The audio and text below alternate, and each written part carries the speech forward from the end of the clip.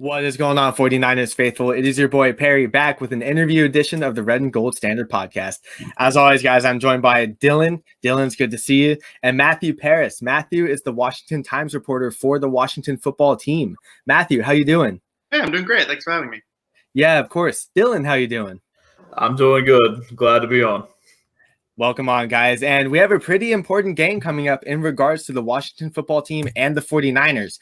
Obviously, the Washington football team is first in their division in the NFC East, and the 49ers are in the hunt for the playoffs. And it's been kind of tough for both teams throughout this entire epidemic-ridden season. The Niners been plagued by injuries. I'm coming close. I got to train myself on that one still.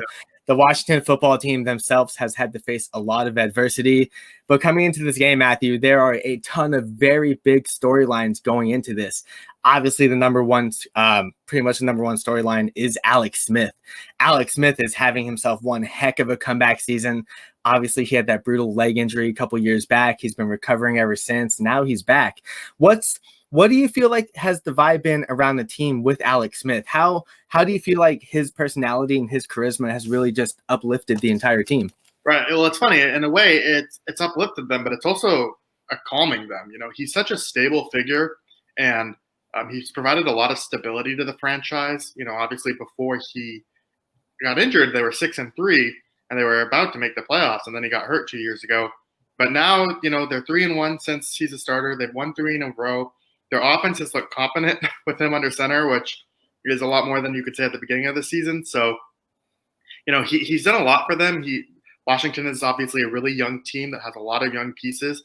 And, you know, he's mentored guys like Terry McLaurin, Cam Sims, even a guy like Logan Thomas, who's 29 years old. You know, he's really found on the same page with them. So he's just really kind of calming. He provides the right example. He's really what you've gotten with Alex Smith. You know, you got with him in San Francisco, Kansas City. He's just such a stable, consistent figure in the NFL that it's really done wonderful for a franchise that is, you know, really geared in chaos for a lot of the times. Yeah, the Washington team has just been – it's been a storyline before Ron Rivera, obviously with Jay Gruden there and previous ownership. And, I mean – you know, I send best wishes out to every single person who's covered that team and is currently on the beat.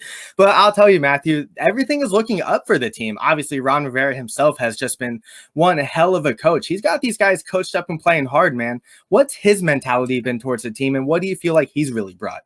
Yeah, you know, he's just tried to, you know, you hear every coach say it, but him especially, culture. That's just really the emphasis that he goes for. He's tried to show guys like the right way to do things.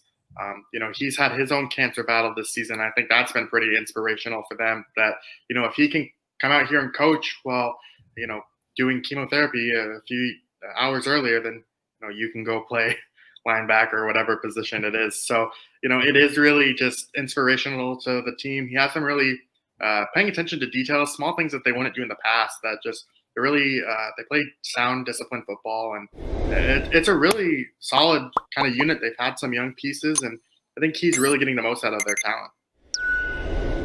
You know, you talked about how Alex Smith has come in and really been a mentor for all these young guys. And, I mean, you can tell that they're playing great. I mean, you saw Antonio Gibson's been having a good little run at it lately. Of course, you got that injury. And Logan Thomas, he's looking like a guy that could end up breaking out here in the near future. And Terry McLaurin already had a great rookie season last year and is looking to maybe even top that.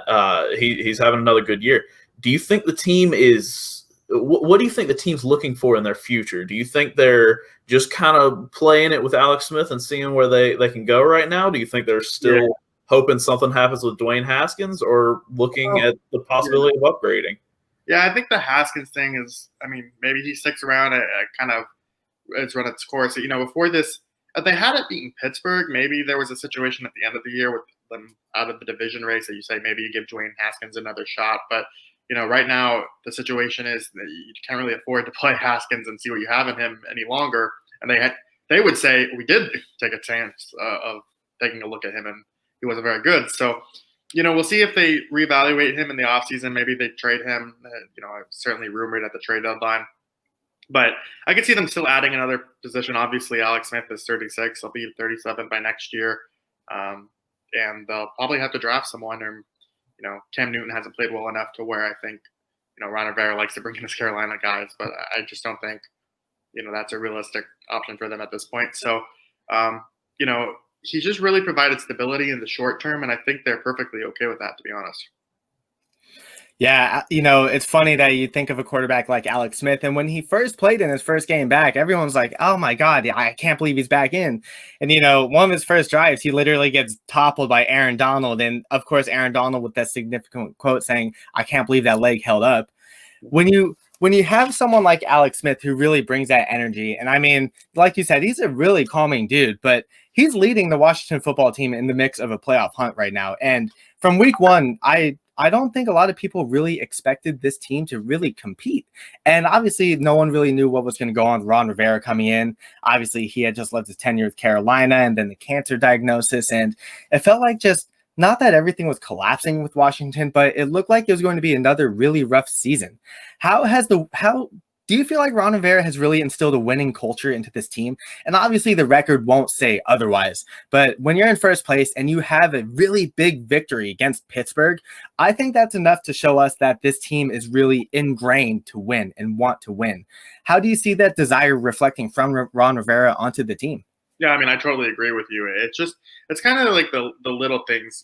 Ron Rivera said early in the season that he would start to measure their progress by not only wins and losses, but the way players acted in interviews, even of the way that they kind of repeat the message. Well, that's really started to happen. Guys have said that they pick it up in practice. They've taken those efforts. It can be cliches a little bit at times, but it is, it is just like kind of making the right plays. And there was a play from the Dallas game a few weeks ago that obviously Terry McLaurin had that amazing chase down tackle to prevent a pick six right outside the thing. But what really struck me is when Jeremy Reeves, who's a backup safety, he was a guy on the practice squad. He's now a bit of a bigger role. And he said, like, when they got on the field to make that kind of stop them, like, they realized the significance of the moment that if we can hold them to 3 points here, just a field goal, then we really have an opportunity to kind of flip the game. And I think players are just recognizing those big moments. They're not letting it get to them.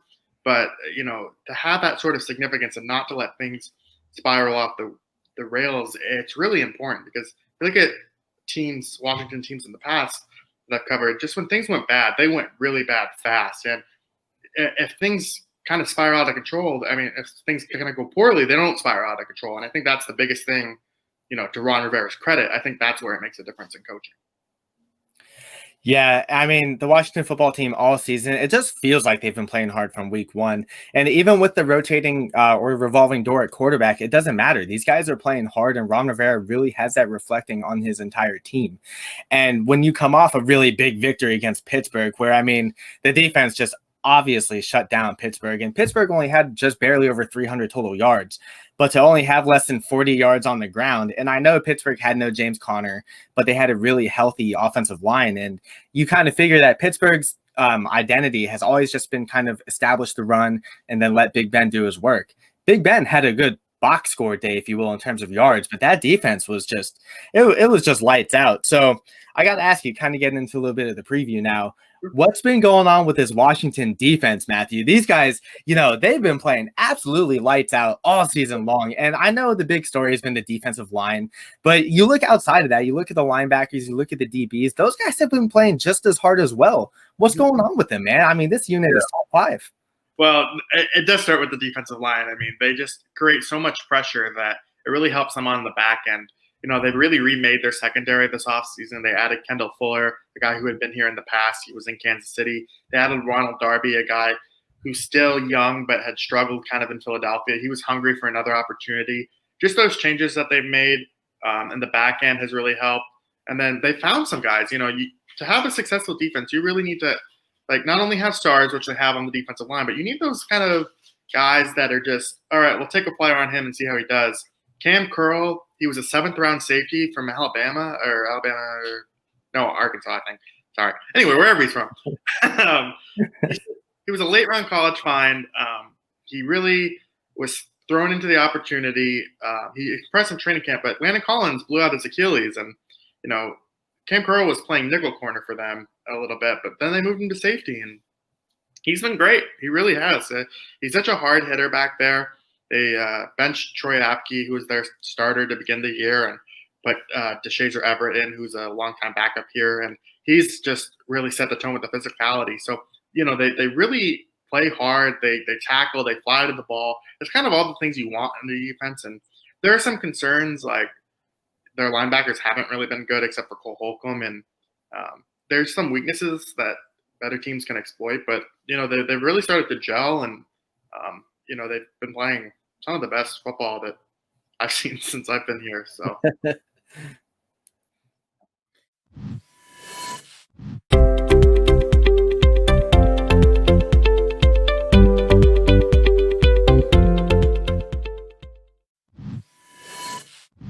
Speaking of that defense, I mean, I know we talked about the young talent that's really starting to prosper on the offense, but I mean that defense. I mean, you already talked a little bit about it. You guys have put a lot of stock into that defensive line specifically lately.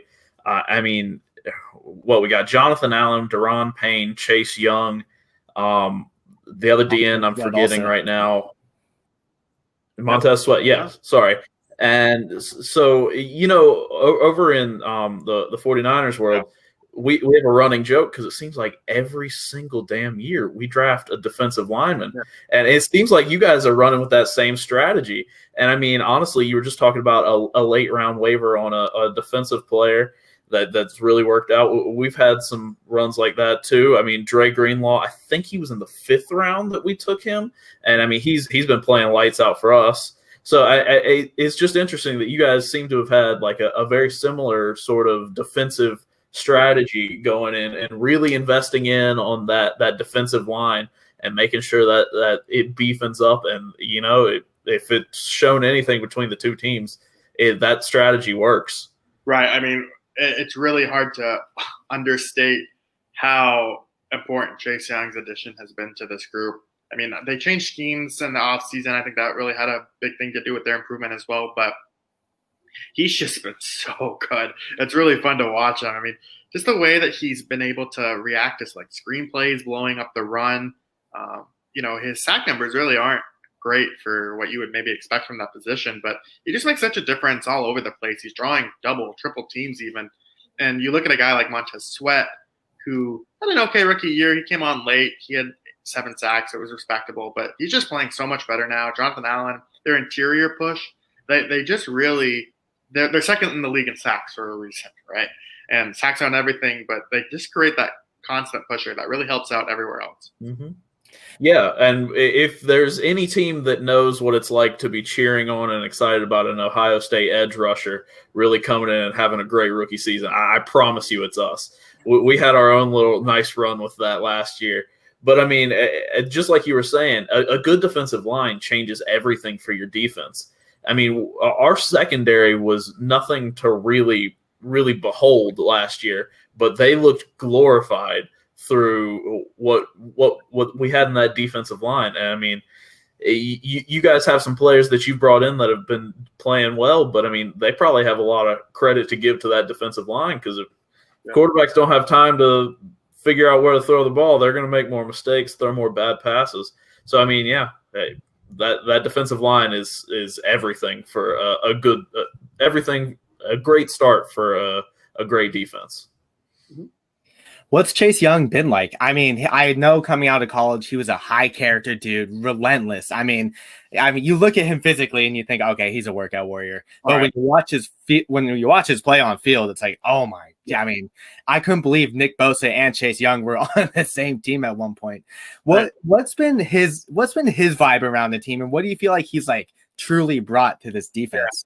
He's just a great dude, and it's funny. Just he's only a rookie, but Ryan Kerrigan, after one game, he was like, "Yeah, he's our leader. He's the inspirational. You watch the pregame huddles where they all gather, and he fires them up. He's the one leading the speeches, and he's really." Just such a tone setter, like a kind of a nasty get over it guy, like just after the ball. But he's also just has a really positive, youthful energy, and so I think it's really made a great difference. And his talent is really just I haven't seen a play like this in a while here, and so it really does wonders for the group. Yeah, and I mean, it's the same way when Nick Bosa came in. Nick Bosa was very high character, very, very calm dude, but his play spoke for himself on the field. And I mean, you've seen Chase Young on the field play. I mean, he's made his rookie mistakes. What rookie hasn't? But when you have a guy like him who can really just take the reins of a defense, and the defensive coordinator, Jack Del Rio, who was kind of coming off of a weird stint with the Raiders at the time and kind of had a sour ending there, and really just to revive the culture of Washington as well, and really just bring a lot of energy to that defense. What has Jack Del Rio brought to the team, and how do you feel he's been really impactful? Yeah, it's really interesting because, you think of Ron Rivera, and obviously he's a defensive coach, but the thing about Rivera is he's really given Del Rio to say, all right, this is like, we'll do some of my stuff, but these are your calls. You're calling the defense. This is your scheme.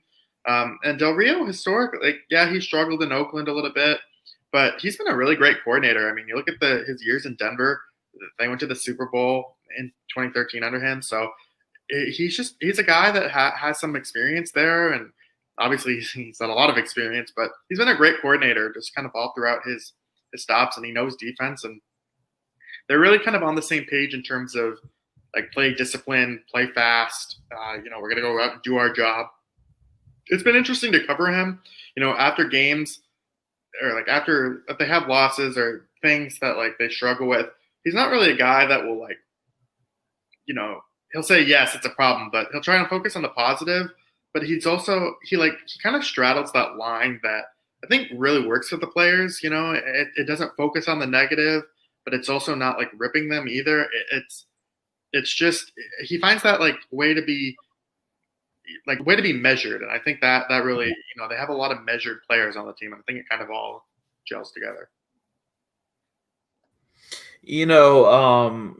Going into a little bit more of the preview for this upcoming game on this week, if you had to look at your offense going into this game, who is that number one guy that you're looking at and you're saying San Francisco needs to stop this guy for them to win this game? Well, it's Terry McLaurin, and what was interesting is Pittsburgh did try and stop him. He only had 2 catches for 14 yards, and they just shifted everything his way, and that kind of opened the field for everyone else. But he really is, elite. What is interesting about this particular version of Washington's offense, that they hired Scott Turner. He's their first-year coordinator, but they've really focused on getting McLaurin into the middle of the field under Jay Gruden. It would be long shots deep, taking advantage of his speed, which was pretty smart, but by doing that, by putting him more in the middle, they've really unlocked his ability to run after the catch. And for a while, he was, top 2 or top 1 among receivers. I don't know where those numbers are now in terms of yards after the catch, but he's really dependable. I think the attention he draws has really allowed a guy like Cam Sims to start to get going and get production out of him. So, he's such a dependable target that if I don't know if Richard Sherman travels with receivers or they just stick him on one side of the field, but Nah, Richard Sherman's, 49ers football. I know obviously you cover the Washington football team, so there's not too much perspective on your side. But if you want to know one thing about 49ers Twitter is that they love to be very critical. And one thing about Richard Sherman is that he's made it very well known that this will likely be his last season due to the salary cap restraints. And with the upcoming Trent Williams contract and Fred Warner, it's been an entire mess. But Richard Sherman is known for playing one side of the field, so he won't necessarily travel with McLaurin per se. But then Jason Verrett has been on the other side of the field, and outside the Bills game, Verrett has been fantastic this season. He really has. But kind of talking on the wide receivers a little more, Matthew, it's been from what I've watched, outside of McLaurin, it's been kind of a rotating door in the sense that the team has used Isaiah Wright, Cam Sims, Dontrell Inman. I know they've been trying to work Antonio Gandy Golden back in, but I know he's been injured, so I don't think he's quite ready yet. But I will say that big one-handed catch Cam Sims had against Pittsburgh last week was really big. And I kind of like Cam Sims' tool set in the sense that he's a big wide receiver. He doesn't necessarily separate, but from what I've seen, the guy can make plays on the ball. And obviously, Alex Smith has always been – he's never really been the deep throw guy outside of the Kansas City games, but Alex Smith is still it still feels like he's working himself back into shape. Watching this offense all throughout the season, do you feel like it's really just been McLaurin and just whoever else is open on the play, or do you feel like that some of the wide receivers are starting to finally get more involved as the season has progressed. Yeah, no, I definitely think it's the latter. I mean, Cam Sims, he's starting to get more involved. I think going back to what Smith has brought to the offense, he's really conscious of, all right, let's try and find this. Let's take my read. He sees it open. He's not going to force things to Mclaurin just because he has that type of talent. And so it is really an evenly distributed offense. He's really decisive with where he goes to the ball. And, I think the receivers are showing a lot of faith, or putting a lot of faith in Smith to get them the ball and to catch it, but also to, he's showing that Smith can trust them. That's what I want. Yeah. Okay, I got you.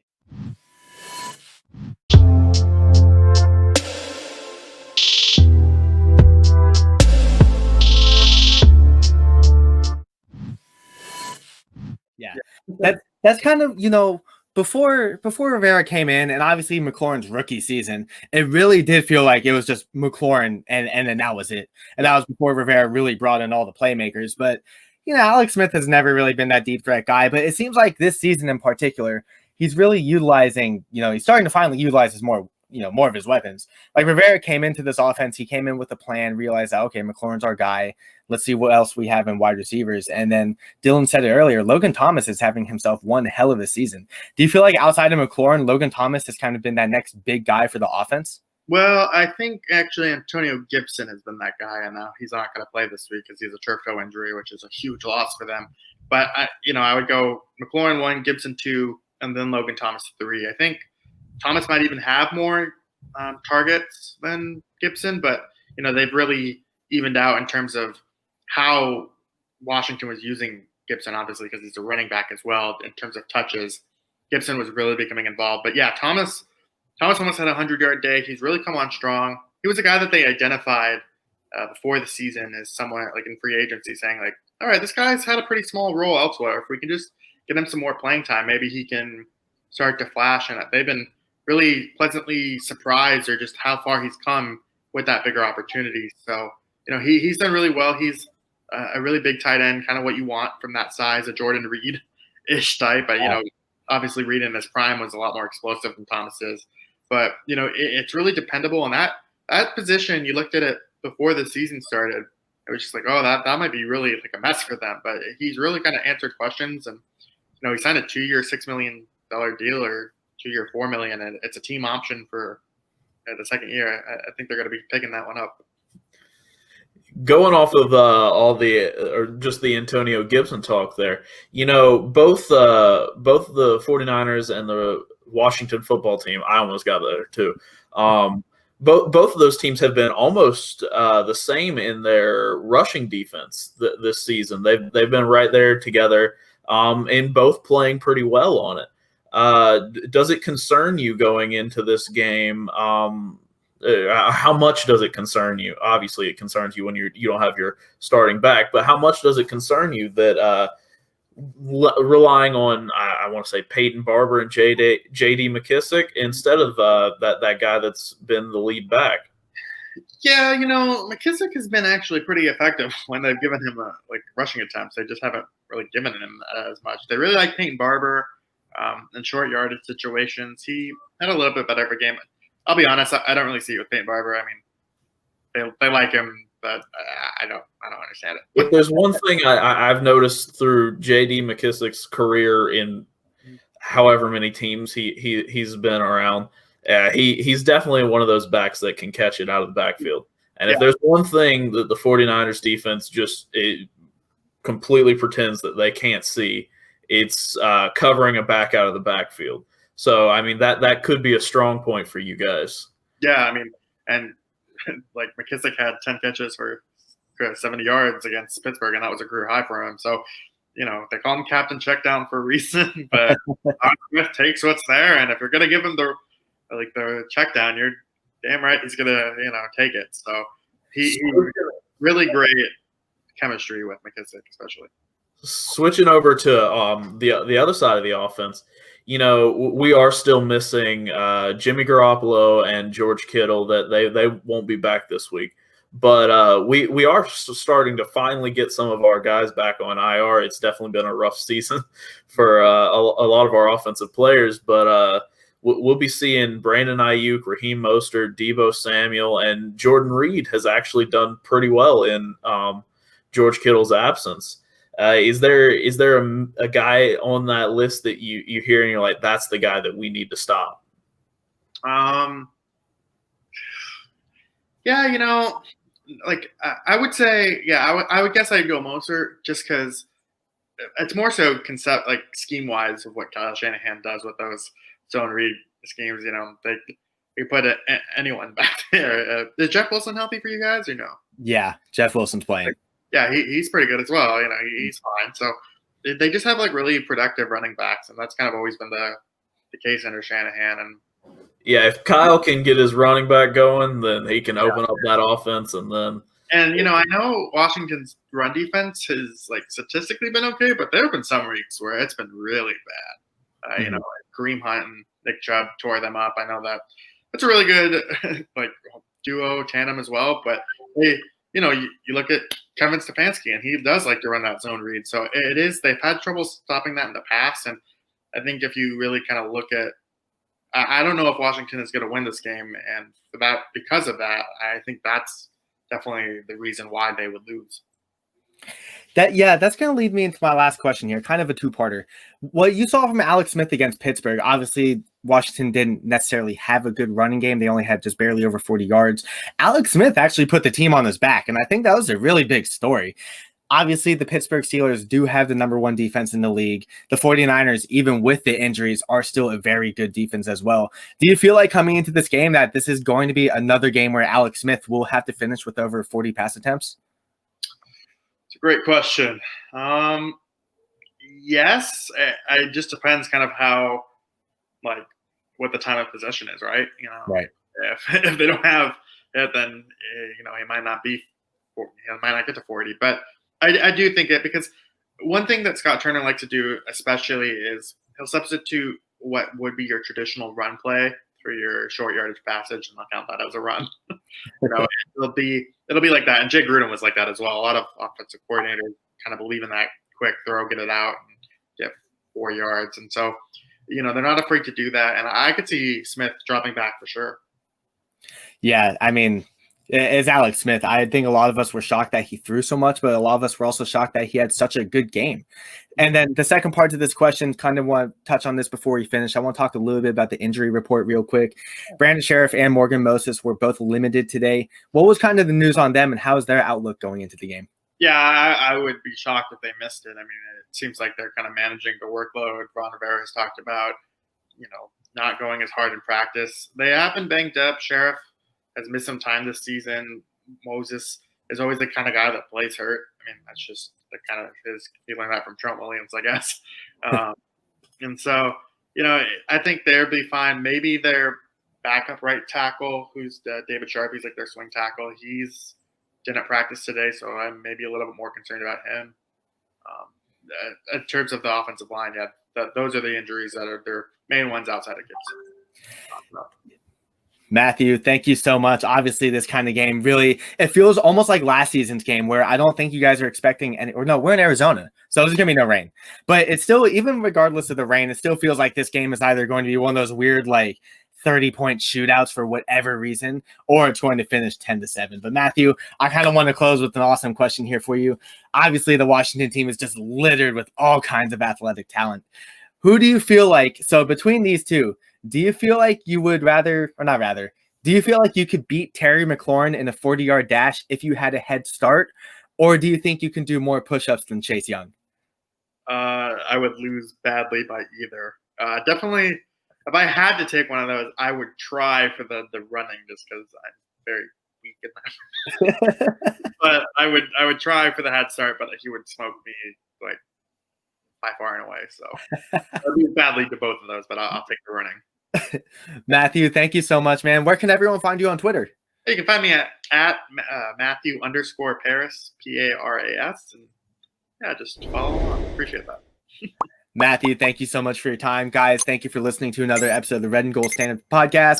And as always, tune in And I cannot wait to watch this Washington football team and versus the Niners. It's going to be a good game. Thank you, guys.